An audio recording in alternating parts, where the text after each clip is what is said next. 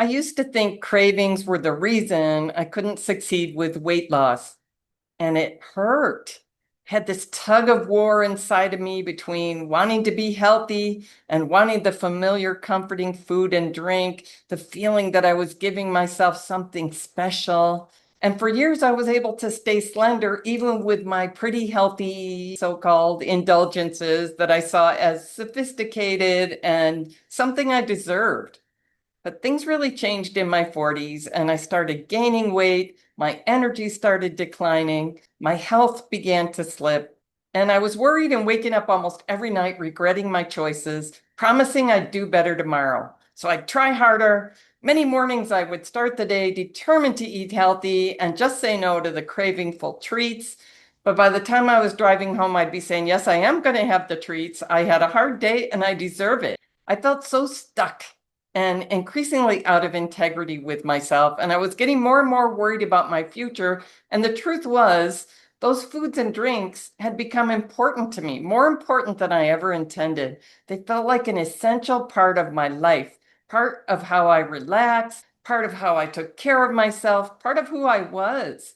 And the idea of letting that go felt like giving up a part of myself. And I'd love to hear your experience. Have cravings felt like a struggle for you this way? Let me know in the comments. My indulgent eating and drinking felt important, but they also seemed to be causing weight gain and declining health.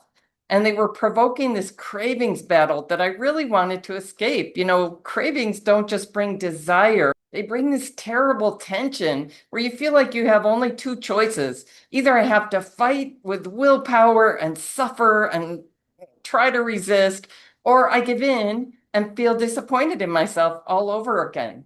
And either way, I lose. Now, at some point, my psychologist training kicked in, and I realized this sounds a lot like an addiction cycle: cravings, and then giving in, and then regret, and then starting all over again the next day. This sounds like an addiction response. And that realization shifted everything for me. I stopped blaming myself and I started looking at the pattern and what it meant and what it would point me towards for a solution. Because this isn't just about willpower, it's all about how the brain works.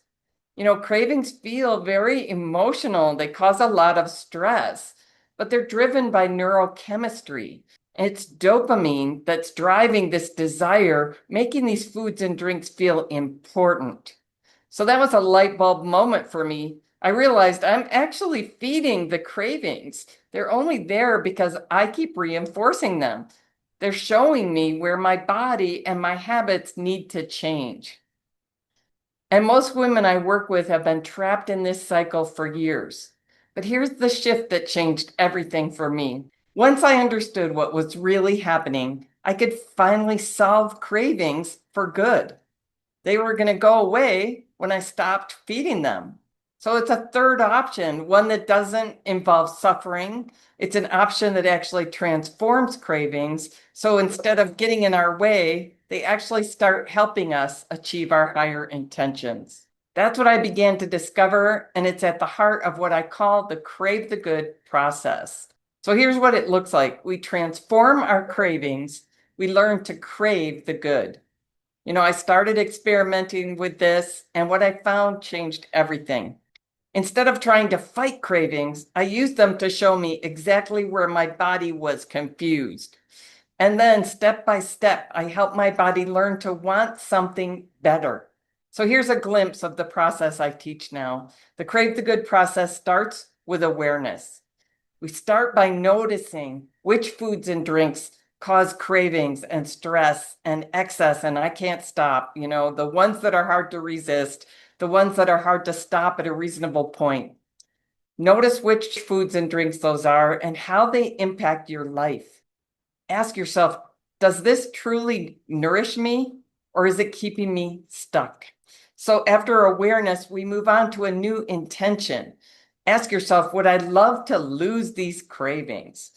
And if the answer is yes, you can start crowding out the craving-inducing substances with abundant, highly nutritious foods. So it becomes important to figure out what those are and what abundant means, but that will really help your body stabilize your blood sugar, your mood, your energy, and notice the cravings starting to fade.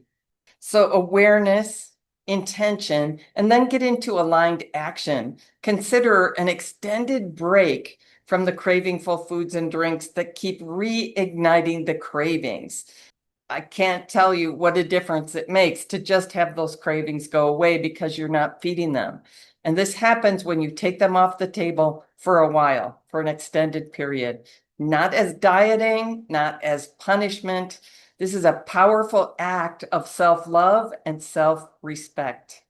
I realized I don't need to keep proving that I can moderate things that are hurting me. That's just more stress than I need in my life, right?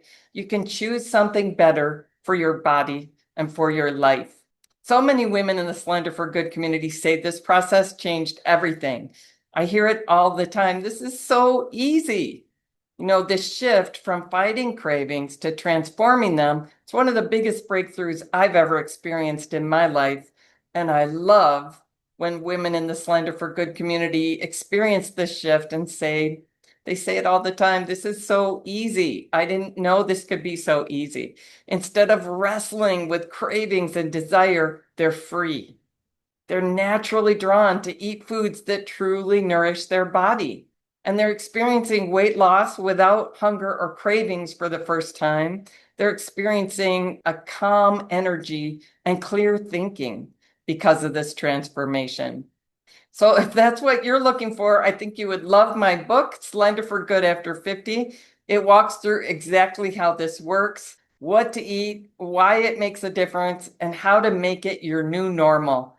There's a whole chapter in there on the Crave the Good process, and there's several women talking about how this helped them break free for good. And you can get the book now at a special price at slenderforgood.com, along with bonus resources to help you turn this into a real lifestyle change that lasts.